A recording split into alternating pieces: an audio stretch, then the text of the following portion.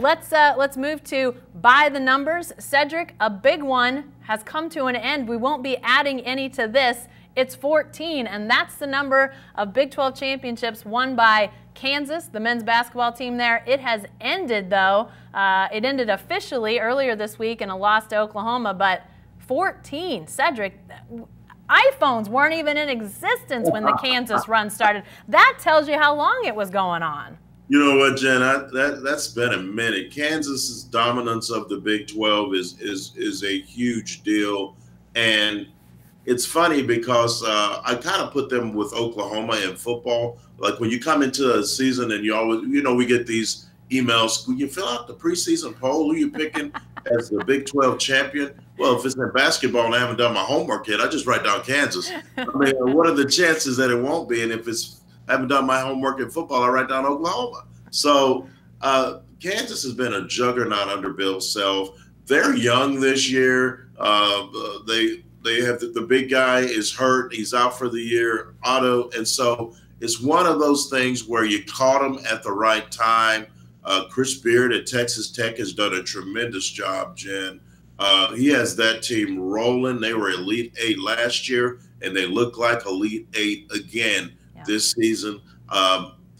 Baylor has made some nice inroads this year. Texas is struggling. The Big 12 overall is as competitive as it's been in a decade and a half, and Kansas not being Kansas only adds to the intrigue entering postseason play. So don't expect them to be down for long.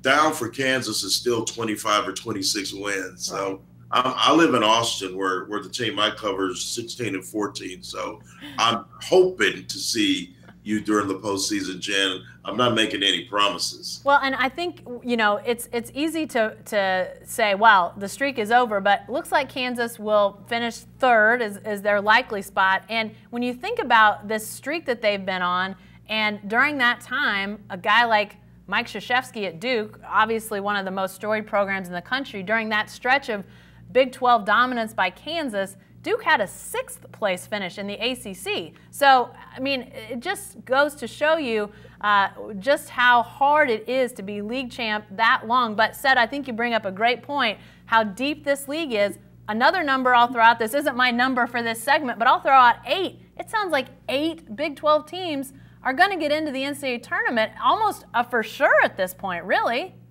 Yeah, and that's just what Joe Lunardi is saying. I think the Texas Longhorns need to beat TCU on Saturday to ensure that they're in the tournament. They are 8-9 in the Big 12, and probably should be like 9-8 because they've blown a couple of games that they should have won. But it shows that the respect for the Big 12 is high on a national level. I'm still skeptical about Oklahoma getting in. I think they're 6-11 in the Big 12. I know it's a great conference, but maybe them beating Kansas put them over the hump. I don't know, but it's going to be interesting to see. I don't ever remember 8 teams from the Big 12 getting into the tournament. Yeah.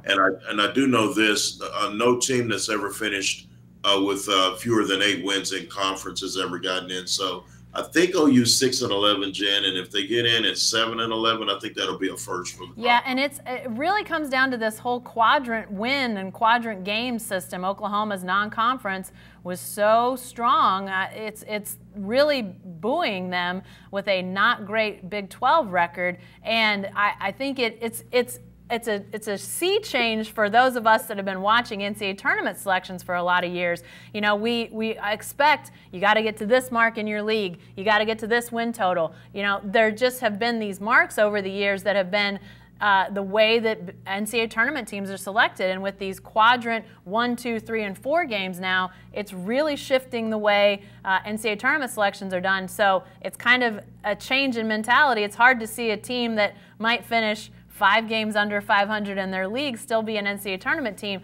But at least the way it sounds, that's how the selections are changing. So we're all going to have to look at this a little bit different, but it is different to see. And you know what? I can't talk about college basketball, Cedric, without talking about, this is my number, my by the numbers number. It's 3. That's how many guys have been found guilty in this college basketball scandal. And I know that, you know, college basketball types out there don't want to talk about this, but Cedric, this is an ongoing story. These guys maybe didn't get the most severe punishment, but all 3 found guilty. There'll be appeals. It'll take a while to see if they actually serve time. But, you know, this is something that has been a cloud over college basketball for a while now, and it continues to be so as schools are implicated. Sounds like at least 3 schools, including Kansas, knew that Adidas was making these payments to these guys, players, potential players. So this is something that as the NCAA tournament starts, college basketball is going to have to be talking about. It's a story that's out there, and people are going to be aware of it. And the big money is out there, Jen. The big money, the big sneaker money is out there. I'm shocked that guys are actually going to jail behind this. I mean, if they hung out with R. Kelly, they probably would be out of jail and it wouldn't even matter. But I digress. Here's the thing that really gives us the difference between football and basketball. Basketball is all about the shoes, man. Football is more about the player. We know that players get paid under the table to go to certain schools and blah, blah, blah. But when you bring in the sneaker money, the Adidas money, the Nike money, the Reebok money, the Under Armour money, it is the most competitive sports environment outside of the teams themselves in the world. There is crazy money being thrown at kids, many of whom don't have anything, Jen. They come from nothing, and their ability to play basketball is their ticket to the big time.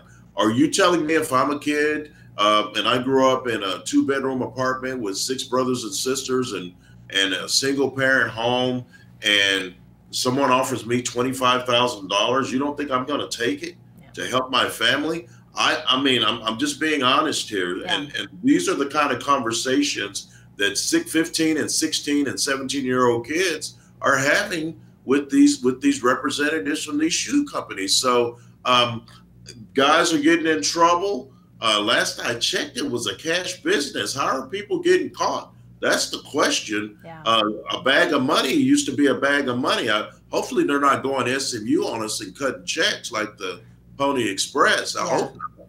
Yeah, it's a bizarre tale. And Seth, I'm with you. I am surprised that there are some guilty verdicts in this whole thing. You know, there was some thought that maybe the charges wouldn't even be found enough that they could, you know, take these to court. So the fact that you're seeing, you know, guilty verdicts, as I said, I know there'll be appeals, but that speaks volumes about, you know, just the evidence that's out there, the fact that the courts were able to say, yes, these guys deserve to be, you know, put in prison, do time, maybe only 6 months in a couple cases. But, you know, this sets up that dichotomy of this, you know, this is the time of year, March Madness, the big cash cow that is the NCAA basketball tournament for the NCAA, how much money is out there, and then you've got these shoe companies that are still able to hold sway, as you said, over these guys that are coming from backgrounds that maybe they don't have much, and they can be swayed by that shoe money as the NCAA racks in billions of dollars from their TV deals, broadcast deals, from the advertisers that tie into March Madness. As much as I love this time of year, that is something that continues to sit over this whole thing and make it just slightly less palatable as we go into March. We'll obviously be covering it. You'll be covering it. I'll be covering it. But yet you can't help but think about that. I know we'll continue to talk about it and so much more on the Writer's Block. We'll have lots more to come next week. Be sure to be with us then. Thanks.